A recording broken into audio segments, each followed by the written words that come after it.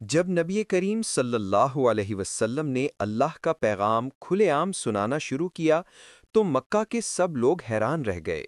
آپ صلی اللہ علیہ وسلم نے ایک دن کوہ صفا پر چڑھ کر سب کو پکارا، اے قریش، اگر میں تم سے کہوں کہ ایک لشکر پہاڑ کے پیچھے تم پر حملہ کرنے والا ہے تو کیا تم میری بات پر یقین کرو گے؟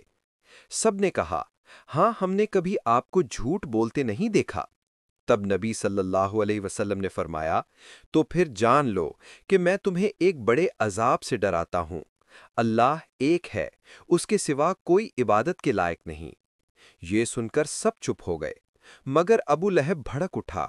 وہ غصے سے چلایا، تبا لک یا محمد، کیا اسی لیے تو نے ہمیں جمع کیا تھا؟ یعنی تیرا نقصان ہو، کیا یہی باتیں سنانے کے لیے ہمیں بلایا تھا؟ اسی پر سورہ المسد نازل ہوئی، تبت یدا ابی لہب و تب، ابو لہب کے ہاتھ ٹوٹ جائیں اور وہ ہلاک ہو جائے۔ یہ آیات ابو لہب کے لیے ایک واضح اعلان انجام بن گئیں، مگر وہ پھر بھی باز نہ آیا۔ وہ نبی صلی اللہ علیہ وسلم کے پیچھے پیچھے جاتا، لوگوں کو کہتا، یہ جادوگر ہے، پاگل ہے، شاعر ہے۔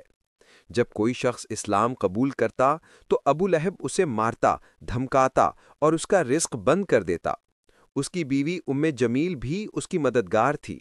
وہ راتوں کو راستوں میں کانٹے بچھاتی تاکہ نبی صلی اللہ علیہ وسلم کے پاؤں زخمی ہو جائیں، لیکن نبی صلی اللہ علیہ وسلم صبر کرتے اور فرماتے، اے اللہ، میری قوم کو ہدایت دے، یہ نہیں جانتے۔